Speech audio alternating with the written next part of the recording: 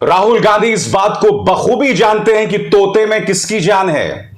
वो लगातार प्रधानमंत्री नरेंद्र मोदी पर हमला बोल रहे हैं, मगर वो जानते हैं कि अगर कमजोर नब्ज पर हमला करना है तो गौतम अडानी और मुकेश अंबानी पर हमला किया जाए। राहुल गांधी की जो भारत जोड़ो यात्रा है वो अपने एक निर्णायक मोड़ पर है दोस्तों।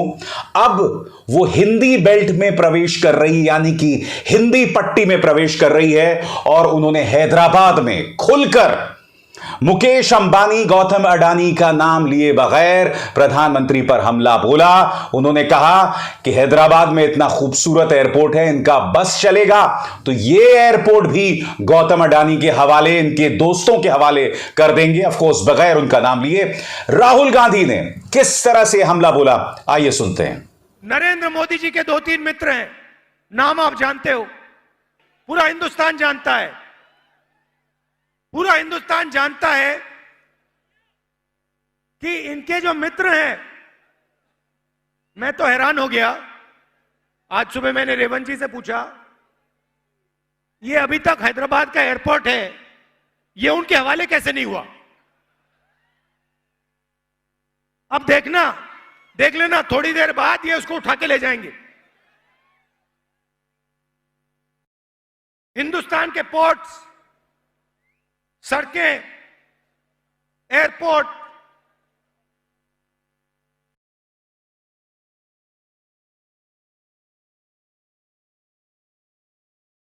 टेलीकॉम्स,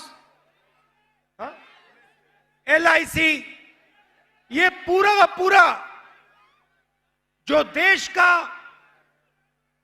की पूंजी है, ये सब की सब नरेंद्र मोदी अपने 2-3 मित्रों को पकड़ा रहे हैं। तो सुना आपने, और बात यहां नहीं रुकी दोस्तों। उनके साथ पार्टी के जो नए अध्यक्ष हैं मल्लिकार्जुन खड़गे, वो भी मौजूद थे। मल्लिकार्जुन खड़गे ने भी कहा, यह तो शुक्र है कि ऑक्सीजन पर टैक्स नहीं है, इस देश में हवा मुफ्त है, इनका बस चले तो इस पर भी टैक्स लगा देंगे और इसका जिम्मा भी इनके परम मित्रों को दे दिया जाएगा। मल्लिकार्जुन खड़गे ने राहुल गांधी की बात को आगे कैसे बढ़ाया, आइए सुनते हैं। ये तो इतना बेच रहे हैं, पूछो मत, कि मोदी और शाह मिलके ये 2 लोग और इस देश के 2 अमीर लोगों को बेचते जा रहे हैं। एयरपोर्ट नहीं छोड़ रहे, पोर्ट नहीं छोड़ रहे, रोड नहीं छोड़ रहे, हवा एक खुला छोड़े उसको एक टैक्स नहीं डाल रहे, नहीं तो बाकी सब बेच के खा रहे हैं। अगर मौका मिला, उनको कोई टेक्निक बताया, अगर आदमी जीना है, उसको ऑक्सीजन और हवा होना है, तो उसको कम से कम टैक्स लगाना चाहिए। अगर कहा तो वो भी कर जाएंगे। दोस्तों, मगर हकीकत यह है कि राहुल गांधी के सामने एक बहुत बड़ी चुनौती है। बड़ा प्रश्न ये कि भारत जोड़ो यात्रा क्या बिखरी हुई कांग्रेस को संवार पाएगी? क्योंकि इस वक्त जो कांग्रेस की आलोचना यह हो रही है कि 2 राज्यों में चुनाव है, गुजरात और हिमाचल, और दोनों जगह कांग्रेस को जिस ऊर्जा के साथ मैदान में उतरना चाहिए वो नहीं उतर रही है। हिमाचल में प्रियंका गांधी वाड्रा जा रही हैं और वहां पर रैलीज कर रहे हैं, मगर राहुल गांधी वहां से गायब है। क्यों? क्योंकि वो भारत जोड़ो यात्रा कर रहे हैं। वो देश की जनता को यह बार बार बतलाने का प्रयास कर रहे हैं कि इसका मकसद देश से नफरत खत्म करना है। मगर बड़ा प्रश्न यह कि क्या राहुल गांधी के आदर्श प्रधानमंत्री नरेंद्र मोदी और भाजपा की कट्टर राजनीति के सामने टिक पाएंगे? राहुल गांधी अपनी यात्रा के बारे में किस तरह से जनता के सामने संदेश रखने का प्रयास कर रहे हैं, वो भी सुनते हैं दोस्तों। यात्रा नफरत और हिंसा के खिलाफ है। बीजेपी और RSS देश में सिर्फ नफरत और हिंसा फैलाने का काम कर रहे हैं। एक भाई को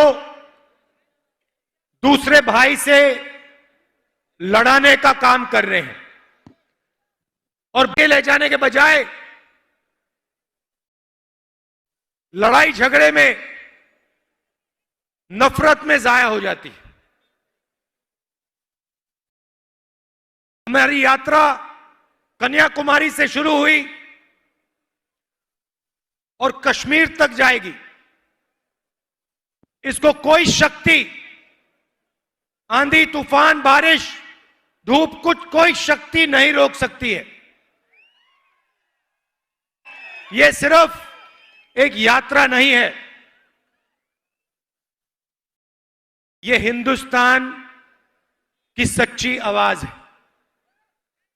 आप देखिए, यात्रा में आपको नफरत नहीं दिखाई देगी,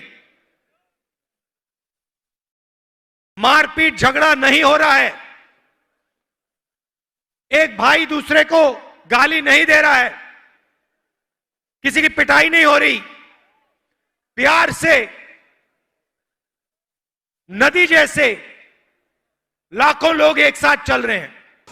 तो देखा आपने, इस वक्त कांग्रेस मोर्चा इस बात को लेकर उत्साहित है कि राहुल गांधी को जबरदस्त प्रतिक्रिया मिल रही है। वो जहां पर भी गए, जनता का जबरदस्त हुजूम जो है उनके साथ जुड़ा।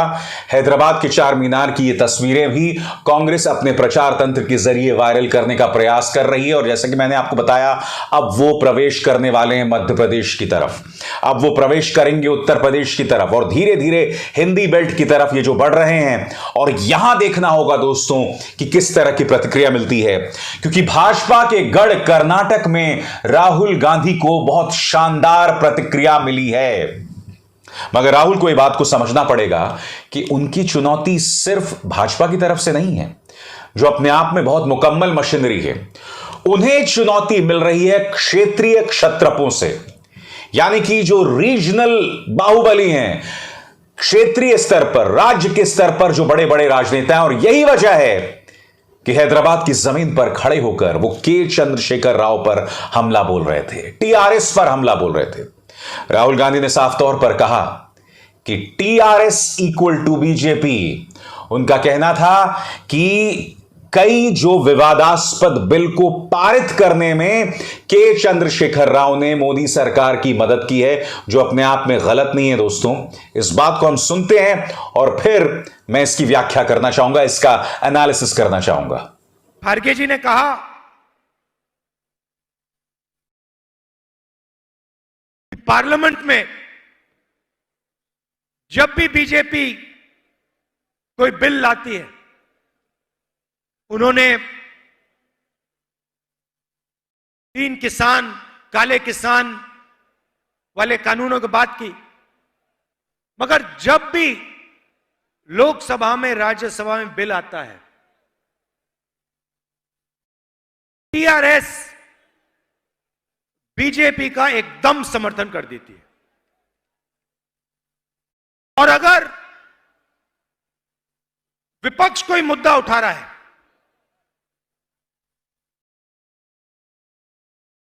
ध्यान बांटने के लिए एकदम टीआरएस के लोग कोई और मुद्दा उठाना शुरू कर देते हैं। भाइयों और बहनों, बीजेपी और टीआरएस एक साथ काम करते हैं। गलतफहमी में मत आइए। ये चुनाव से पहले ड्रामा करते हैं आपके चीफ मिनिस्टर, मगर डायरेक्ट लाइन है नरेंद्र मोदी जी के साथ। तो राहुल गांधी ने जो बात कही वो काफी हद तक सही है, मगर हकीकत यह भी है दोस्तों कि पिछले कुछ अरसे से के चंद्रशेखर राव की राजनीतिक महत्वाकांक्षाएं बढ़ रही हैं। वो ममता बनर्जी से मिलते हैं, उद्धव ठाकरे से मिलते हैं, अरविंद केजरीवाल से मिलते हैं, अखिलेश यादव से मिलते हैं, बिहार जाते हैं, वहां पर नीतीश कुमार के साथ प्रेस कॉन्फ्रेंस करते हैं, और वो लगातार इस तरह की मंत्रणाएं कर रहे हैं, क्योंकि कहीं ना कहीं के चंद्रशेखर राव भी उस महत्वाकांक्षा को पालते हैं। इसलिए भी राहुल गांधी टीआरएस पर हमला बोल रहे हैं। और अगर आपने एक बात पर गौर किया होगा कि सोशल मीडिया पर, ट्विटर पर, फेसबुक पर टीआरएस बहुत एक्टिव हो गई है, यहां तक कि वो अपने संदेश हिंदी में दे रही है। मुझे यह भी बताया जा रहा है कि टीआरएस में जल्द एक बड़े किसान नेता शामिल होने वाले हैं, और किसानों को लेकर टीआरएस देश भर में एक बहुत बड़ा कार्यक्रम चलाने वाली है। यानी कि के चंद्रशेखर राव की राष्ट्रीय महत्वाकांक्षाएं हैं। मैं आपको ले चलना चाहूंगा 1984 की तरफ।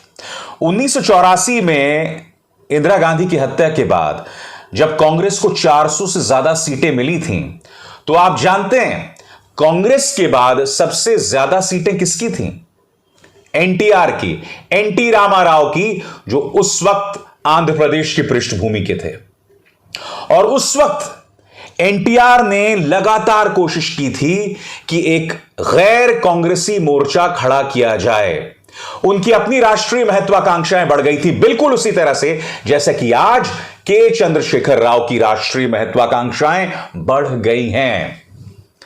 मगर उस वक्त एनटीआर जो हैं वो आंध्र प्रदेश की जो अपनी राजनीति है उन गलियारों में भटक कर रह गए थे, और जो गैर कांग्रेसी मोर्चा था उस मोर्चे के चेहरे के तौर पर वीपी सिंह उभर कर आए थे।